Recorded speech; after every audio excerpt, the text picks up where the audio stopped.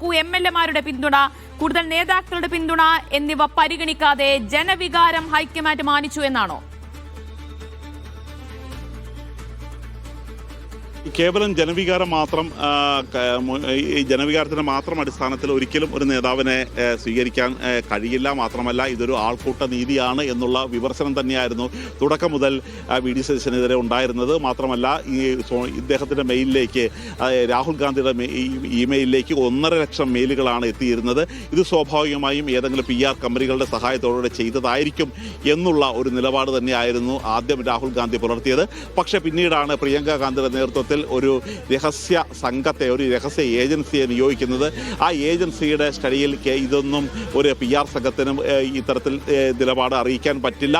മാത്രമല്ല ഇത്തരത്തിലുള്ള ഒരു ക്യാമ്പയിൻ മോഡ് ഒരു കാരണവശാലും ഏതെങ്കിലും ഏജൻസികൾ, അത്രയും ശക്തമായ ഏജൻസി ഇന്ത്യയിൽ പ്രവർത്തിക്കുന്നില്ല എന്ന് തന്നെയായിരുന്നു അവരുടെ കണ്ടെത്തൽ. സ്വാഭാവികമായും നാച്ചുറലായിട്ടുള്ള ഒരു തീരുമാനം തന്നെയാണ് ഇതിൻ്റെ ഒപ്പം ഉണ്ടായത് എന്നുള്ള ഒരു നിലപാട് കൂടിയാണ് എടുത്തിരുന്നത്. അതിൻ്റെ കൂടി ഒരു വിജയമായിട്ട് വേണമെങ്കിൽ ഇപ്പോൾ സതീശന്റെ മുൻതൂക്കത്തെ നമുക്ക് വിശേഷിപ്പിക്കാം. ശരി, സുനിൽ ഐസക് കൂടി ചേരുന്നു തിരുവനന്തപുരത്ത് നിന്ന്. സുനിൽ, ഏത് നിമിഷവും ഒരു പ്രഖ്യാപനം എന്ന തരത്തിലാണ് ഇപ്പോൾ വരുന്ന റിപ്പോർട്ടുകൾ. ആ ഒരു പ്രതീതി നിലനിൽക്കുന്നു. സാധ്യത VD സതീശന് എന്ന തരത്തിലുള്ള സൂചനകൾ കൂടി വരികയാണ്. ഏത് രീതിയിലായിരിക്കും പ്രഖ്യാപനം എന്നത് വല്ലാത്തൊരു ആകാംക്ഷ ഉണർത്തുകയാണോ രാഷ്ട്രീയ കേരളത്തിൽ കോൺഗ്രസിനകത്ത്? 45 മിനിറ്റ് നേരം നീണ്ടുനിന്ന ഖാർഗെ രാഹുൽ ഗാന്ധി നിർണായക കൂടിക്കാഴ്ച അവസാനിച്ചിരിക്കുന്നു. ഇനി ഏത് നിമിഷവും കേരളത്തിന്റെ മുഖ്യമന്ത്രി ആരെന്നുള്ള അറിയിപ്പ് പുറത്തേക്ക് വരും. അത് നേരത്തെ ധനസുമോദ് പറഞ്ഞതുപോലെ അതെങ്ങനെയായിരിക്കും എന്നത് മാത്രമാണ് കാത്തിരുന്ന് കാണേണ്ടത്. പക്ഷേ അതിനേക്കാളപ്പുറത്തേക്ക് മലയാളി കാത്തിരിക്കുന്നത് ആരായിരിക്കും, ഏതായിരിക്കും ആ പേര് എന്ന ചോദ്യമാണ്. ആ ചോദ്യത്തിലേക്കാണ് ഇങ്ങനെ മലയാളി കണ്ണും മനസ്സും കാതും കുറിപ്പിച്ചിരിക്കുന്നത്. 10 ദിവസമായി തെരഞ്ഞെടുപ്പ് ഫലം പുറത്തു വന്നിട്ട് അതിനുശേഷം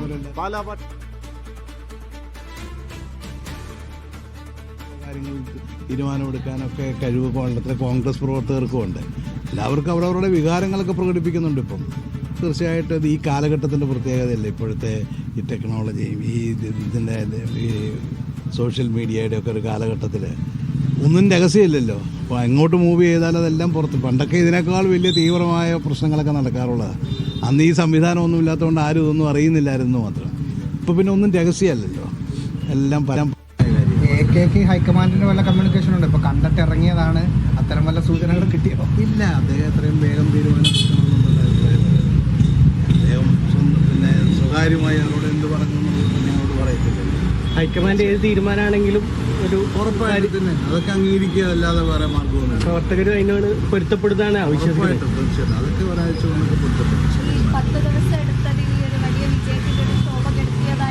അത് ഞാൻ പറഞ്ഞല്ലോ, ഇതൊക്കെ പാർട്ടിയുടെ എനിക്ക് തോന്നുന്നത് നമ്മുടെ പിന്നെ നേരത്തെ EK നായനാർ വന്നത്, അദ്ദേഹം അന്ന് MLA പോലും അല്ലായിരുന്നു. സുശീല ഗോപാലിനെ വെട്ടിയിട്ട് അദ്ദേഹത്തെ കൊണ്ടുവരുന്നു.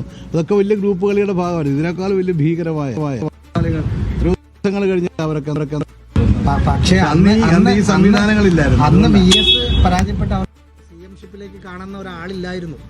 അങ്ങനെയാണ് EK പിന്നെ സുശീല ഗോപാലൻ മോശമായിരുന്നു. മോശമായിരുന്നില്ല, ഇത് ഗ്രൂപ്പായിരുന്നു അതിനകത്ത്. അന്ന് ഈ സംവിധാനങ്ങളൊക്കെ ഉണ്ടായിരുന്നെങ്കിൽ ഇതിനേക്കാൾ വലിയ വാർത്തകളും ഇതിനേക്കാൾ വലിയ പിന്നെ സ്ട്രീറ്റ് ഫൈറ്റുകളൊക്കെ നടന്നായിരുന്നു. ഇതൊന്നും വലിയ കാര്യമുള്ള കാര്യമൊന്നുമല്ല. ഇതൊക്കെ ഹൈക്കമാൻഡ് എടുക്കുന്ന തീരുമാനങ്ങൾ അത് അംഗീകരിക്കപ്പെടും. മാത്രമല്ല അവർ ഇത്തവണ ഒരു വലിയ ആയിട്ടൊരു കൺസൾട്ടേഷൻ തീർച്ചയായിട്ടും അത് വേറെ ആർക്കും അതിനെക്കുറിച്ച് ആക്ഷേപം പറയാൻ പറ്റില്ല. അതായിരിക്കും എൻ്റെ വിശ്വാസം. ഓക്കെ, ശരി. ജോസഫ് വാഴക്കൻ പ്രതികരിക്കുകയായിരുന്നു. എന്തായാലും നിർണായക കൂടിക്കാഴ്ച കഴിഞ്ഞതിന് പിന്നാലെ കേരളത്തിന്റെ മുഖ്യമന്ത്രി ആരാകും എന്ന പ്രഖ്യാപനം ഉടനുണ്ടാകും എന്ന പ്രതീക്ഷയാണ്. ഖാർഗെ രാഹുൽ ഗാന്ധി നിർണായക കൂടിക്കാഴ്ച ഏതാണ്ട് ഒരു 45 മിനിറ്റോളം നീണ്ടുനിന്നു. ഖാർഗെയുടെ വസതിയിലായിരുന്നു ആ കൂടിക്കാഴ്ച.